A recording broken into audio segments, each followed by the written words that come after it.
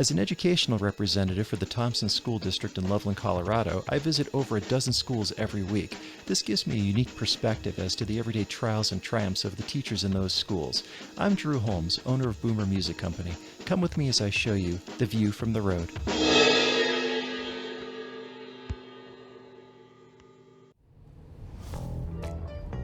Well, greetings and welcome to the view from the road. It got cold. I know. I talk about the weather every week, and I always say I talk about the weather every week. But it's fall is definitely hit, and I think we're going to go through very rapidly into winter. Few things to talk about this week. Some serious, and one of my early stops today got cut short because the teacher had to go talk to his administration over a safe to tell incident. And I think that's fantastic. And the reason is that this is something that I've talked about with the subject of music, is that music teachers, specifically ensemble music teachers, get to see everyone. I mean, every student in the entire building is potentially someone that could participate and benefit from participation in the subject. And so as such, I think that in some ways there's a greater responsibility for a music teacher to be that confidant, to be that person that the kids can go to with the tough stuff and the hard things. Of course, I have absolutely no details about the incident, and I don't want them. That's not the point.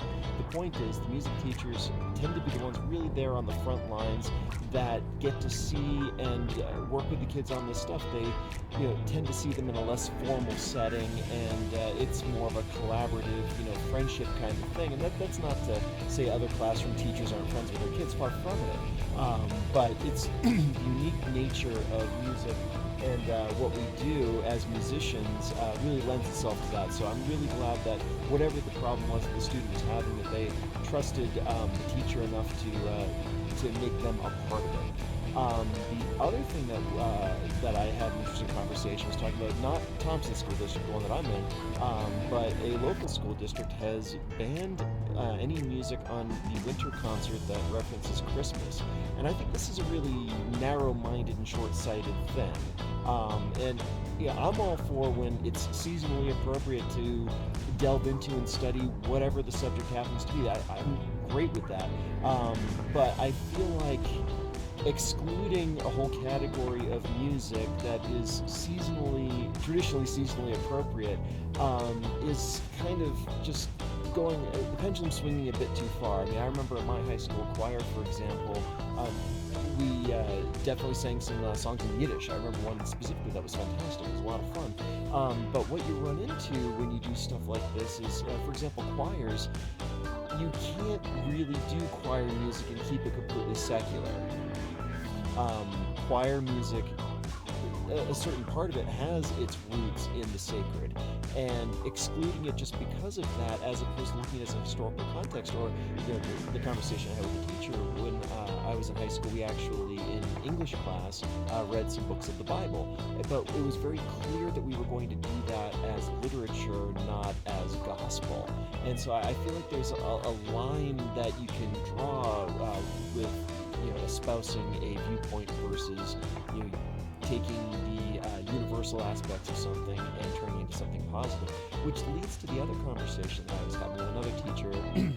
Considering how ensembles are smaller and less experienced than they would have been but for the events of the last couple of years, there's a huge demand for flexible instrumentation on things. And that's what made me think of this was Christmas music.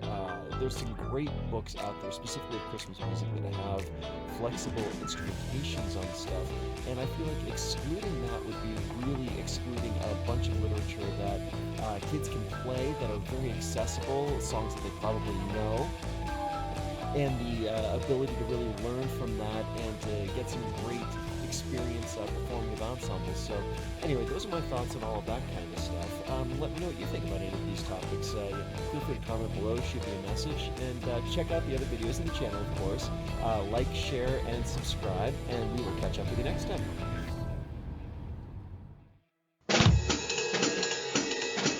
Thank you for riding along and seeing the view from the road. If you liked this video, please share it with a friend, subscribe to our YouTube channel, and follow us on Facebook, and you will never miss a new video. I'm Drew Holmes, owner of Boomer Music Company and educational representative for the Thompson School District in Loveland, Colorado. Thanks for watching.